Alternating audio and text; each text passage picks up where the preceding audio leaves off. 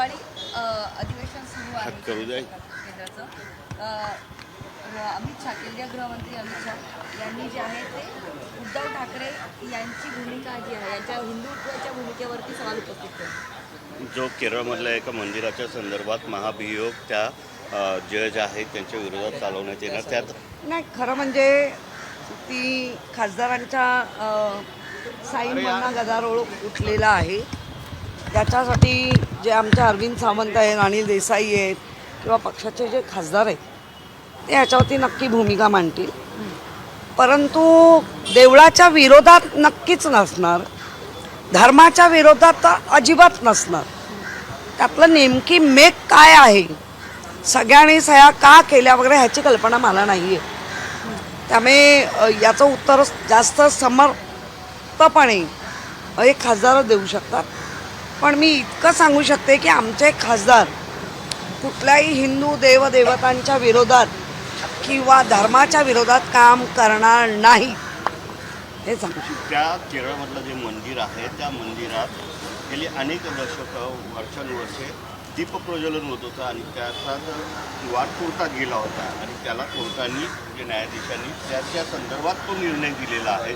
परंतु तिथले जे धर्मनिरपेक्ष असलेली लोक आहेत त्यांनी याच्या संदर्भात आवाज उठवला आणि त्यांच्या विरोधात आता महाभियोग चालवण्यासाठी म्हणून हा प्रश्न उपस्थित आलेला आहे. हा म्हणूनच तो महावियोग जो काय आहे तो आमदार सांगू शकते का, तो त्यांच्या खातीरमधला प्रश्न आहे. पण मी माझ्या खासदारांबद्दल किंवा माझ्या पक्षाच्या भूमिकेबद्दल धर्माविरुद्ध किंवा कुठच्या तरी देवळाविरोधात भूमिका घेणार नाही. त्याच्यामध्ये नेमकं काय आहे तेच सांगू शकते. ताई, आपण जर बघितलं महायुतीचा एक फॉर्म्युला ठरला आहे. मुंबई असेल, कल्याण, डोंबिवली आणि ठाणे आणि नागपूर आणि नाशिक ह्या ठिकाणी भाजप आणि शिंदेची शिवसेना ही एकत्र लढणार आहेत. तर दुसरीकडे पिंपरी चिंचवडमध्ये भाजप स्वबळावर लढणार आहे, शिंदे स्वबळावर लढणार आहे. कारण की विरोधकांचं त्या ठिकाणी जो आहेत ते सगळं संपवण्याचा त्या ठिकाणी प्रयत्न असतात. कसं पाहिजे, म्हणजे काही ठिकाणी युती आणि काही ठिकाणी युती नाही, हे सोयीनुसार स्वतःला टिकवण्यासाठी शिंदे गुट आणि भाजप पक्ष मिळून करतायत. खरं म्हणजे ज्या पद्धतीने भाजपाबद्दल आधी खूप गरळ ओकुरी एक झाले, त्याच्यानंतर आता भाजप म्हणजे आमचं सर्वस्व आहे हे दाखवत आहेत.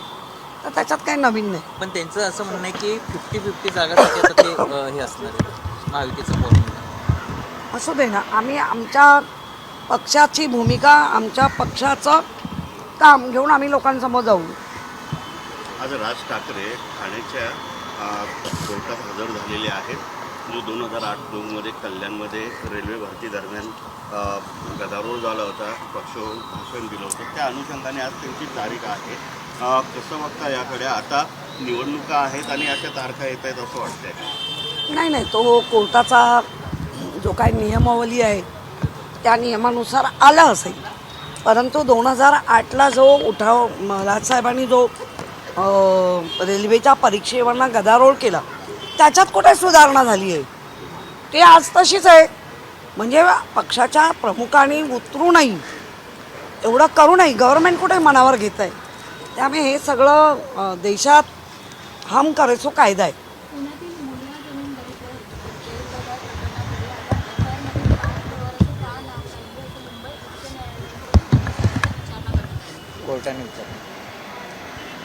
कोर्टाने खरंच धाडस चांगलं केलं आहे. म्हणजे कोर्ट आहे ते आपलं सगळ्यात न्यायिक बाब कोर्टाकडनं येतं. आता ते कोर्टाला राज्य सरकार देईल उत्तर आणि पोलीसही देतील.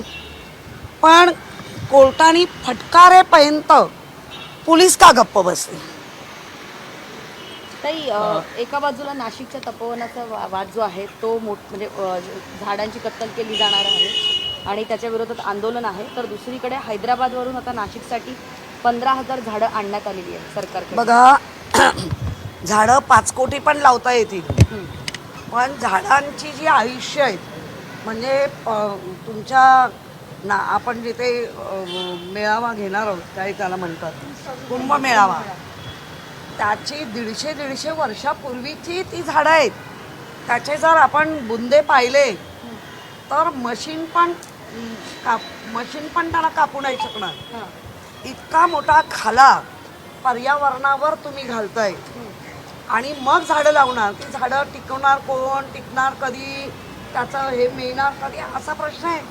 आणि कुंभमेळा काय आज आलाय का? कुंभमेळावे 3-3 वर्षांनी येत असतात. आता तुम्हाला वृक्षतोड करण्याची गरज काय? कारण मी काल पाहिलं वाघ बाहेर येत आहेत म्हणून 1 कोटी शेळ्या 1 कोटी रुपयाच्या ते 3 दिवसात पडशा पाडतील. पण त्यांच्यासाठी त्यांच्या जंगलाची तोड, जंगलतोड का होते?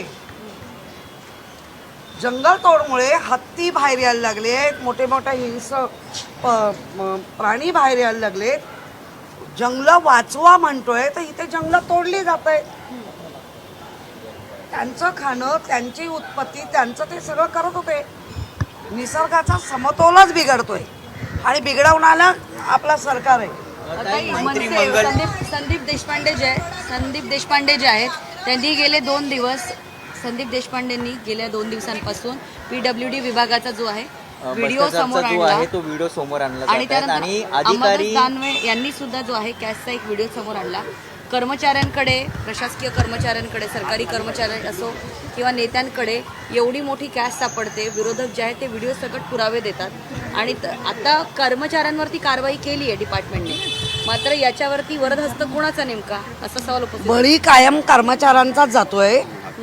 करायला लावणारे करता करविता आपल्या TV समोर येत आहेत आणि ते रायगडचे सुपुत्र म्हणवत आहेत स्वतःला. छत्रपती शिवरायांच्या रायगडमधले सुपुत्र म्हणवतात आणि इतकी घाणेरडी कामं करतात. हे 50 खोके त्यांचेच आमदार जे बोलले होते त्यांनी आता दाखवून दिले खोके खरे आहेत. आमच्याकडे एवढी कॅश आहे, अवैध मार्गाने आलेली कॅश आहे, पण त्यांच्यावर सरकार कारवाई करणार नाही. ताई, अतिवृष्टीची झाली होती त्यामध्ये शेतकऱ्यांसाठी सरकारने कोट्यावधी रुपये खर्च करून असं आश्वासन दिलं होतं. मात्र आता माहितीच्या अधिकाराखाली माहिती आणि धक्कादायक माहिती समोर येते की केवळ 75,000 रुपये कर्जदार शेतकऱ्यांना तेवढेच मिळाले आहेत. आता ह्या सरकारची किती लक्तरं काढावी तेवढी कमी आहेत. खोटं बोल पण रेटून बोल. मुख्यमंत्र्यांसहित 2 उपमुख्यमंत्री तर टाव फोडून सांगतायत. कसं आहे ना, जरा पण मनाला वाटत नाही. म्हणजे फक्त सत्तेत बसण्यासाठी लोकांना बनवी हे चाललेलं आहे. लाडक्या बहिणी संदर्भामध्ये मोठ्या प्रमाणामध्ये जी आहे ती संख्या बाहेर आलेली आहे, ज्यामध्ये पुरुषांनी लाभ घेतलेले, सरकारी कर्मचाऱ्यांनी देखील याच्यात लाभ घेतलेले पाहायला मिळतात आणि आता KYC वरून देखील प्रश्नचिन्ह उपस्थित होताना पाहायला मिळतात. तेव्हा सरकार मिळवण्यासाठी जे अंधपणाचं नाटक केलं, आजही अंधच आहेत. मग तेव्हा सरसकट करून लोकांना भुलवलं आणि लोकांनी तुम्हाला बनवलं आणि आता बनवल्यानंतर तुमची परत बनवी यांच्यावर कारवाई करणार. काय म्हणून कारवाई का करणार? तुम्हीच सांगितलं होतं ना, का तुमच्या अधिकाऱ्यांनी पाहिले नाहीत? याचा अर्थ तुम्ही तुमच्या अधिकाऱ्यांना तसे हे दिले होते, सगळे फॉर्म सँक्शन करा पुढचं पुढे. म्हणजे तुम्ही गृहीत धरताय जनतेला पण आणि राज्य घटनेला पण. स्थानिक स्वराज्य संस्थेसाठी पुन्हा एकदा महायुतीमधून आहे ते सर्वजण एकत्र येणार अशा पद्धतीच्या चर्चा सुरू झालेल्या पाहायला मिळतात. बघा, स्वतःला मिळवण्यासाठी कुठेही झुकायची तयारी त्यांची आहे. त्यामुळे आता जनतेने ठरवावं अशा या बनवी करणाऱ्या लोकांना पुन्हा निवडून द्यायचं का? त्र्यंबकेश्वरमध्ये मुलं विक्री प्रकरणामध्ये आता धक्कादायक कागदपत्रे समोर आलेली आहेत. त्याच्यामध्ये मुलांची विक्री कशा प्रकारे करण्यात आलेली होती, बनावट कागदपत्रे कशी बनवण्यात आलेली होती, ती आता कागदपत्रे समोर आली. सरकार भ्रष्ट होतं. सरकार म्हणतात ना, राजा तशी प्रजा, सेम. ताई एक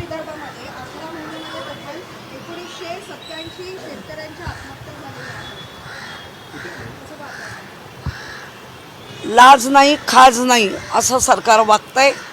त्यामुळे शेतकरी मरो, सामान्य नागरिक मरो, फक्त आम्ही जिवंत राहिलं पाहिजे या राजकारण करायला, एवढाच एक कलमी कार्यक्रम चाललाय. ताई, आपण जर बघितलं भाजपचे मंत्री युगलप्रभात लोढा म्हणतात की मुंबईचा महापौर जर भाजपचा झाला तर सर्वांची कॉलर जी आहे ती टाईट होईल. किरीट सोमय्या यांनी त्यांना उत्तर दिलेलं आहे, त्याच्यावर मी बोलणं बरं नाही. त्यांच्या पक्षाचे त्यांचेच लोक त्यांचे काढतायत. विधान भवन ज्या मराठी शाळा आहेत त्यांनी ती तांत्रिक तलवार आहे. एकीकडे आपण पाहतोय की पुन्हा एकदा माहीमच्या विषयी धक्कादायक निर्णय घेण्यात आलेला आहे. चक्राचा हातोडाच फिरवण्यात आलेला आहे. 2022ला जो धक्का मिळाला आहे ना महाराष्ट्र राज्याला, हे धक्के काहीच नाही आहेत. शाळा बंद होतील, कॉलेज बंद होतील, सगळं पुन्हा म्हणजे आपण 50-60 वर्षामध्ये जाऊ अशी स्थिती आता राज्याची चालली आहे. मनोज जरांगे पाटील आता दिल्लीला जाणार आहेत. वाटायला लागले असं वाटत नाही का? शिवसेनेनं CBSE ICSEच्या शाळा निर्माण केल्या, पण इकडे ज्या शाळा चांगल्या आहेत त्या मोडकळीस काढण्याचा प्रयत्न केला जातो. आदित्य उद्धव ठाकरे साहेब जे आमचे आमदार आहेत, त्यांनी या महापालिकेमध्ये एक चांगली क्रांती केली होती. कारण एखादी महिला जी धुणी भांडी पण करते किंवा एखाद्या 1200-1500 रुपयाच्या मध्ये 12,000-15,000च्या मध्ये कामाला जाते, तिलाही वाटतं माझा मुलगा इंग्लिश मिडियमला गेला पाहिजे. आणि ती लोकांची नाळ पकडून आदित्यानी 5 बोर्ड आणले. आज त्या बोर्डचे 12 करतायत, 12 वाजवतायत. म्हणजे गोरगरिबाच्या मुलांनी CBSE ICSE ह्या बोर्डमध्ये शिकायचंच नाही, हे सगळं प्लॅन आहे. पण ताई, तुम्ही सांगतायत एकीकडे मराठी वाचली पाहिजे, तुम्ही वारंवार मराठीसाठी अशा पद्धतीचे बोर्ड आणून कुठेतरी याच मराठी शाळा बंद करण्यासाठी हा प्रयत्न होता का? मुळा अजिबात नाही. आपण पहिला जो विषय असतो, इंग्लिश हा 3रा विषय होता. पहिला विषय आपला मराठीच आहे. मराठीमध्येच म्हणजे भाषा शिकलीच पाहिजे आणि मग त्या 2 भाषा होत्या. ताई, पालघर जिल्ह्यामध्ये गुजरात महाराष्ट्र सीमावादक निर्णय जो आहे त्याच्या गुजरातच्या घुसखोरीच्या आरोपावर आज दोन्ही राज्यांच्या प्रशासनाने संयुक्त सीमा मोजणीला सुरुवात केली. मात्र अधिवेशनाचा कालखंड सुरू असल्याने केवळ प्रशासन वेळ मारून नेते असा स्थानिकांचा आरोप आहे. तर स्थानिक आरोप करतायत म्हणजे बरोबर करतायत, कारण त्यांना तो अनुभव येतोय आणि त्या अनुभवातून नुसते आरोप करू नका, घरी पाठवा. मनोज जरांगे पाटील हे 16 डिसेंबरला दिल्लीला जाणार आहेत, तेव्हा खासदार यांची पण भेट घेण्याची शक्यता वर्तवली जाते. मनोज जरांगे जे करतायत मराठा लोकांसाठी आतडी पिळवटून ते काम करतायत. पण ह्या कुठल्याच सरकारला त्यांची दया येत नाही आणि छत्रपती शिवरायांची शपथ घेऊनही खोटं काम करतायत. देश विदेशातील प्रत्येक घडामोडींचे लाईव्ह अपडेट मिळवण्यासाठी आता साम टीव्हीच्या सर्व सोशल मीडिया प्लॅटफॉर्मला लाईक, फॉलो आणि सबस्क्राईब करा. तसंच सर्व नोटिफिकेशनसाठी बेल आयकॉन प्रेस करायला विसरू नका.